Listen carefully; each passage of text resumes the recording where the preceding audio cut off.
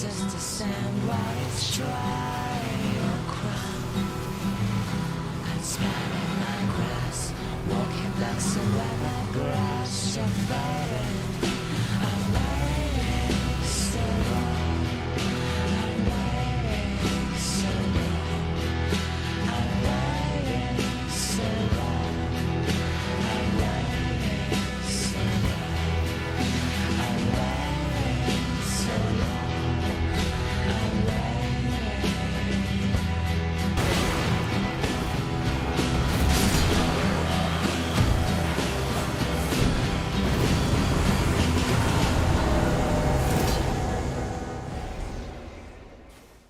Surprise, surprise. Who would have thought that the goat demon looking thing is the most diabolical boss in the entire game?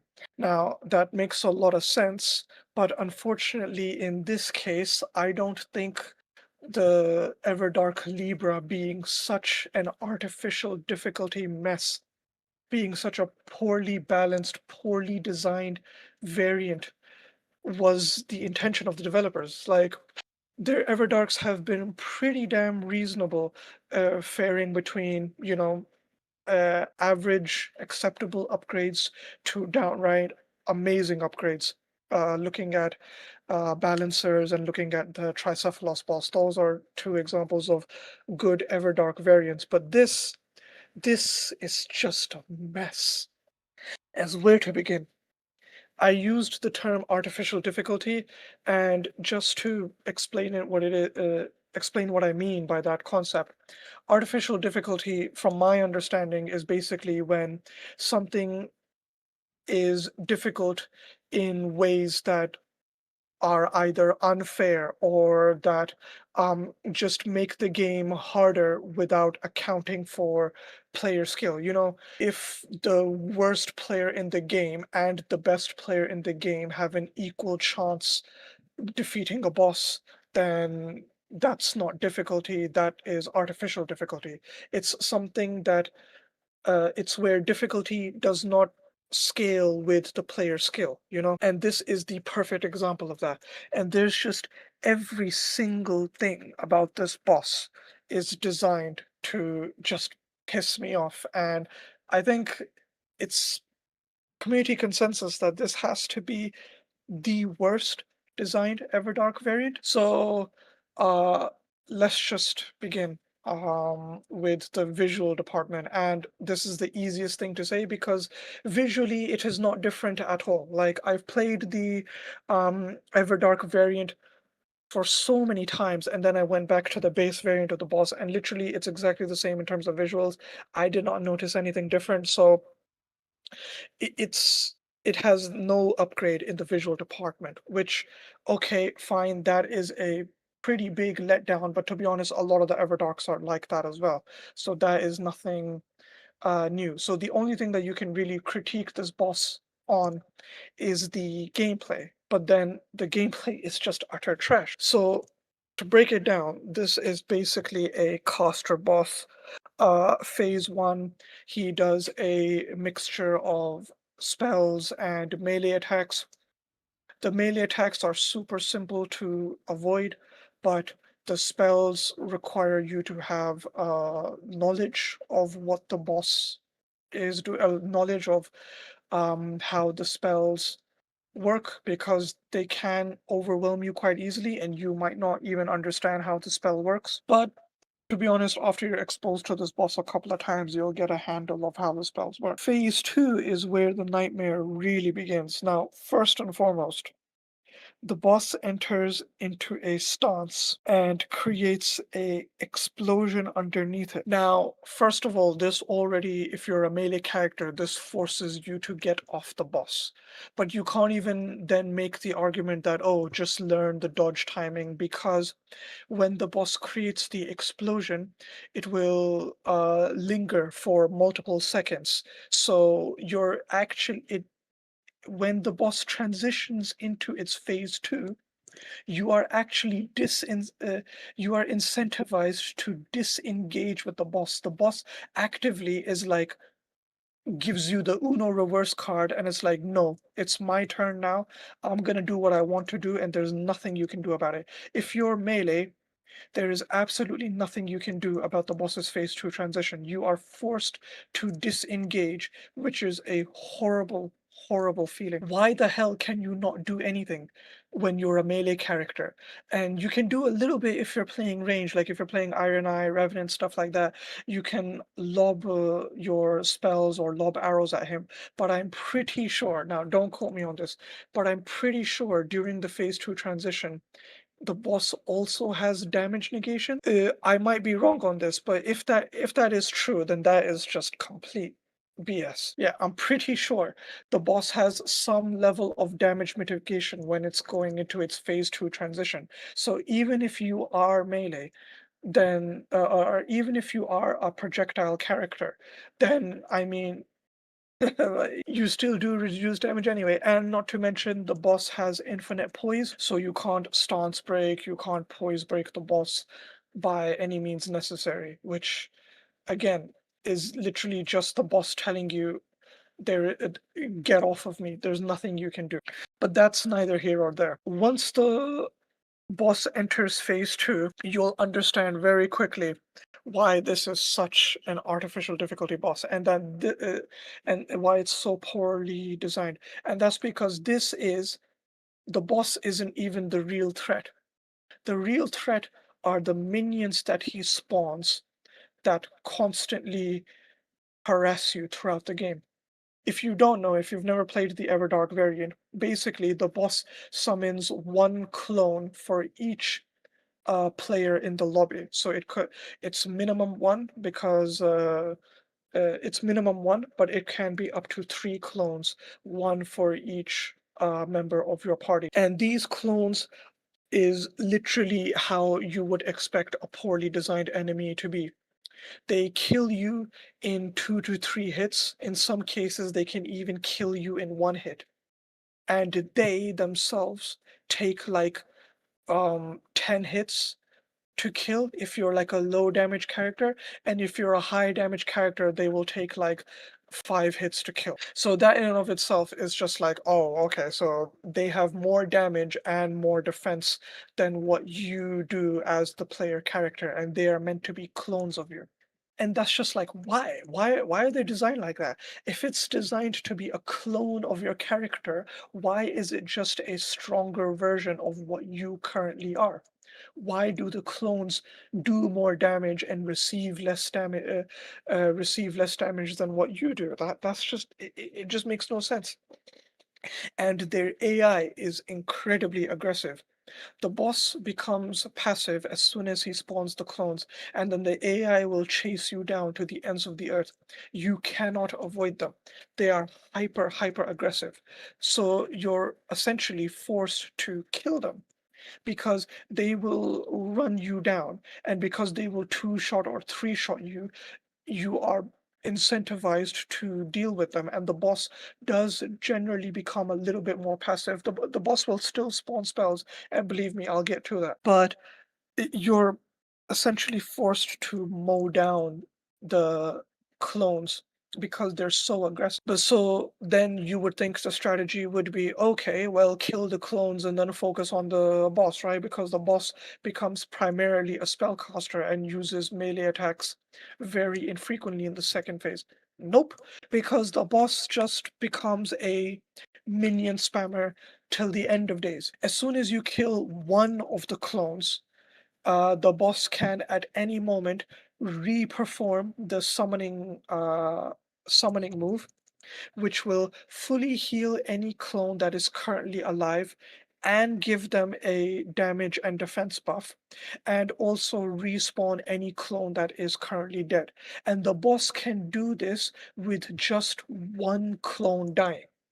That means if you're in a 3 player lobby, the boss spawns 3 clones, and as soon as one clone dies, the boss can give the remaining 2 clones a damage and health buff, and then respawn the one clone that you killed, basically putting the entire situation back to how it was in the beginning, where you have 3 hyper aggressive, hyper tanky, hyper damaging NPCs chasing you while the boss mows you down with spells. It is literally like enemy overload. You are dealing with three aggressive enemies and a spell casting boss that is like off halfway across the arena. That alone makes this such a poorly designed boss, because the bulk of the fight is literally based around this mechanic. The fact that at any given moment there will be three NPCs on the field. The uh, h- the amount of times that you will have alone time with the boss is incredibly rare, because the boss spams this move to no end. And then that's not even to begin with the NPC AI to begin with. Like I mentioned, the AI is incredibly aggressive, but then on top of that, they can have some very diabolical setups as well. They could either have golden weapons with highly damaging weapon arts that can and will one-shot you if they have attack buffs. Um, and especially if you have any ranged characters on your team, then the boss will spawn um, clones of the ranged characters, and those are the most annoying enemies to deal with, because you're not even looking at them, and then they will literally take away a fifth of your health, and you had absolutely no warning, no clue that a ranged attack was coming your way, and then you get stun locked, and you die 100 to 0. It's just incredibly piss taking. The fact that this is literally just this is just a glorified caster boss. That's all this is. This boss is literally just nothing but a caster. But then while you're dealing with the three hyper aggressive NPCs, the boss continues to focus on its own range attacks that it has. So let's break each of them down. It has an attack that basically spawns a turret that spins in a 360 radius and shoots many projectiles constantly. Now, first of all, the projectiles have really long range. You have to be really far away to not get hit by them. Not to mention, I swear, I feel like the dodging through these projectiles, and also not to mention that the turret spins in a 360 radius, which means no matter where you are in the arena, as long as you are within the huge diameter that the turret has range of, you are under threat of the projectiles hitting you, because it spins in a 360 radius. And then not only that, because it shoots so many projectiles and it has such a fast rate of fire, literally it feels like dodging through the projectiles that it shoots is RNG. Sometimes I can dodge through it and it will be just fine, but sometimes I will dodge through it and I'll get hit during my dodge, and then the projectile will do like a quarter of my health, which is just it's just so stupid, man. Like, how can something like this be allowed? And then the next spell that it spams is the ground explosion. It spawns a circle underneath you, and literally you have like 1 second to react. Uh, and if you don't react on time, then it will create an explosion underneath your feet that will do two-thirds of your health bar and cause madness, just like the previous. I forgot to mention the previous spell also causes madness. And yeah, if you are using a character like a Guardian or Wilder or Raider, characters that typically use large weapons that have bigger attack windows, if you are doing anything that has even a tiny bit of recovery animation, you will get hit by the spell. You need to, it's like a mental stack that you have, that you need to always be ready for an explosion happening underneath your feet at any given moment. Because if you're stuck in a long animation, well, then uh, you're gonna get hit by that thing. It's like you have to be focused and on point at any given time, and if you're not, or if you're stuck in a lengthy animation, that explosion is going to go off, and you're done for, which is just it's it's difficult to deal with if you're focused on the boss and if you're focused on his attack pattern. But if you're focused on the NPCs and you don't see the boss's animations, which 99% of the time you won't, then it literally just comes at a surprise. And that's what makes this attack so frustrating. And that's what makes it so unfair to deal with. The fact that it comes out without any warning, no audio cue. And if you're not ready for it in that instance, well, then that's 2/3 of your health gone. Just say goodbye, right? And then it has like some sort of divider move where it splits the arena into 4 different sections. Okay, so it covered 2 of the most annoying spells that the boss casts, as well as the fact that this is literally just NPC spam the boss. You would think that the strategy would be to constantly stay close to your team, eliminate the NPCs together as a group, and maybe kill 1 or 2, maybe don't kill all 3, and then focus down the boss when the numbers of the NPCs has reduced. But nope, that's where the boss's other spells comes in. It has 1 spell that basically hides all allies from you. So well, there's that. So that entire strategy of staying close to your team is out the window because now you can't see your team anymore. You can get a rough estimation because if you see that the NPCs are staring off in the distance, then you know that they're they're probably focused on your teammate. So that will give you a rough idea, but that's not entirely precise. And then the other spell that it casts is basically where it splits the arena into 4 sections. And if you try to cross the divider that it sets down, it will temporarily reduce your maximum HP, which will make it that you will die from 1 hit from the NPCs rather than dying from, 2 or 3 hits. So you can't stay away, you can't. So if you do the strategy of staying close to your teammate, well, the boss has 2 spells that counter that exactly. If you try to split up from your teammates and try to, divide the attention of the NPC as well. Either one of you is going to be overwhelmed by having multiple NPCs be focused on him. So then one of you is going to be constantly dying over and over again while the others focus the boss. But then this is where yet another spell comes in from the boss. He can literally just teleport. The prick can literally just teleport, and the teleport animation has a even faster animation than the ground explosion attack that he does. And he can not only teleport just to gain distance, he can teleport right underneath someone's feet, so that if you literally don't react within if you don't react within like 300 milliseconds, it's an incredibly fast attack, then you will just get hit and take 2/3 of your damage. That is asinine. It makes absolutely no sense. The fact that the boss can teleport under your feet again with no audio cue, no warning, and just do half health, maybe even more. It just makes no sense. Why is something like this allowed? You could be focusing the boss and then it just yeets away from you and goes to someone else who is not even paying attention. And uh, and then there you go. Like it's just awful design. And then the last 2 spells that the boss can do is that one, it can make it so that you will temporarily have infinite healing, but each time you heal, it will reduce your level by 1.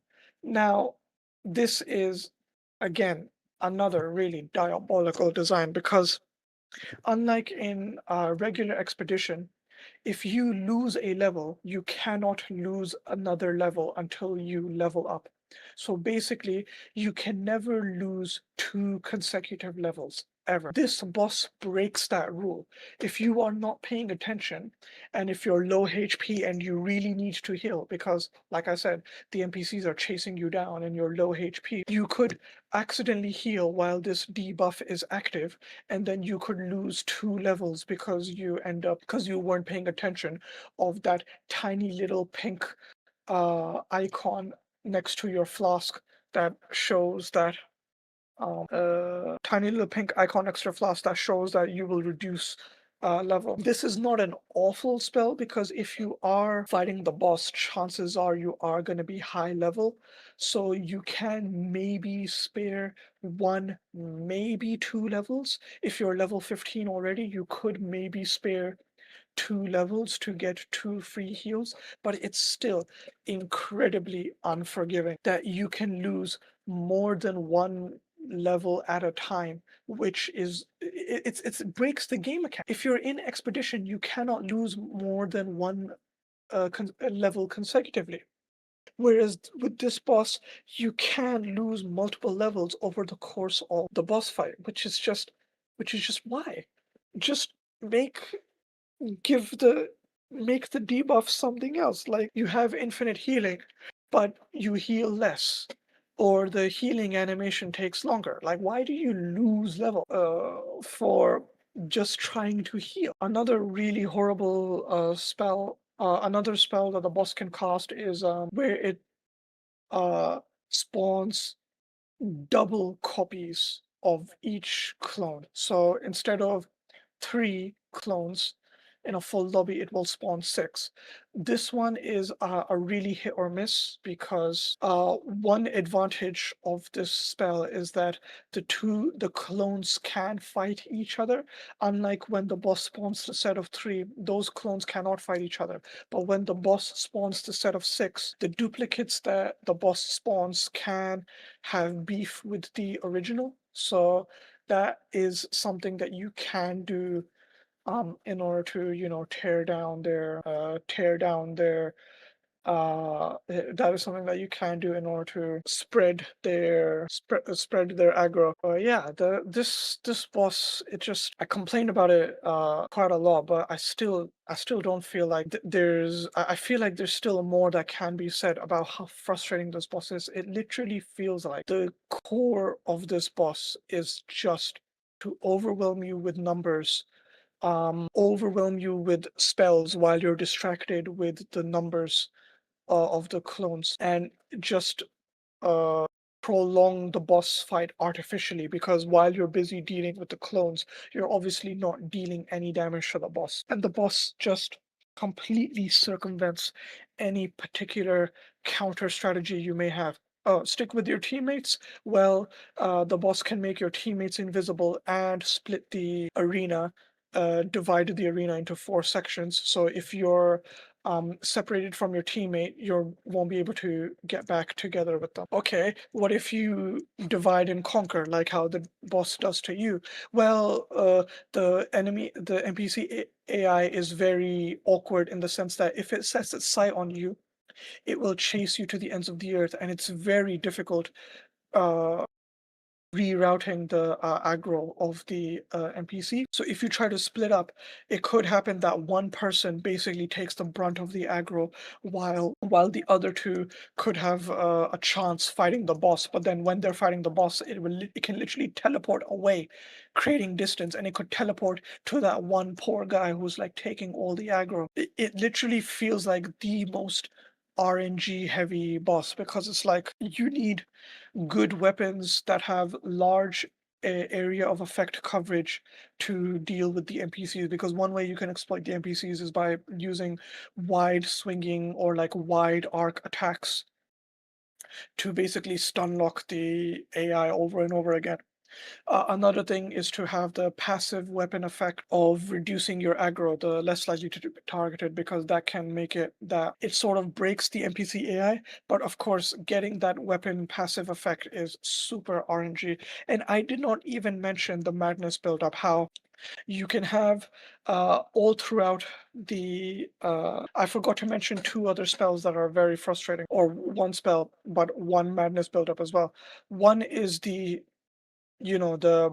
constant madness buildup that the boss does to you every time you get hit by a spell. And if madness fully procs, not only will it deal a chunk of your damage, but it will stun you, so that if there is an NPC that is on your nutsack, if there is an NPC that is glued onto you, which they will be, there will be NPCs that are glued onto you, they will take advantage of that stun and hit you while you cannot do anything. and that will literally one-shot you. If you're full health and madness procs on you and an NPC is aggroed on you at the same time, you will die in one hit, which is just like that is like the most RNG thing imaginable. That is so unfair. This boss literally circumvents any potential skill, any potential strategy that you may have. And a player who's good at the game will literally do just as good or just as badly as a player who is awful at the game. It's literally just about getting good RNG with um, getting a good weapon with a good wide sweeping effect, having good RNG that the boss doesn't cast some of the annoying spells while you're busy with him. And yeah, that's. I want to say more, but then at that point I'll be rambling, so I'll just leave it at this. This is the only Everdark variant of a boss fight that I will say is poorly designed. It is literally just an RNG fiesta, and all about artificial difficulty. Can you get good RNG? Uh, can you can you take distract the clones enough while also dealing with the boss? Will the boss be generous and not do some really obnoxious attacks while you're busy trying to kill the NPCs? Because the boss's melee attacks are like super easy to deal with. Like on occasion, the boss will do melee attacks in between the spell attacks that it does. But they are, once you like understand what the animations are, they are really easy to deal with. Even when you proc madness on the weapon and it starts spazzing out and doing all of the spastic animations, you literally just either run away from the boss, or like the attack dodge timings are fairly generous compared to like some of the other Everdark variants. So it's like the boss has the boss has no depth to it, and that's exactly what I'm trying to get at, is that this boss feels horribly designed because there is no depth to any of its attacks. Individually, the spells are easy to deal with, and the melee attacks are super easy to deal with. The difficulty with this boss just comes from managing the aggro of all the clones, uh, and managing not getting hit by the spells while you're distracted with the clone. And it just feels miserable to fight against because it feels like you have no control, no say over the fight. It's it's just about, can you handle being overwhelmed by multiple information in your screen? And it feels like skill is not really a factor. But yeah, I'm sure I'll ramble more about this boss in the future, and I'll probably make some rankings about, like bosses and Everdarks as well. So stay tuned for that, and I hope you enjoyed the video.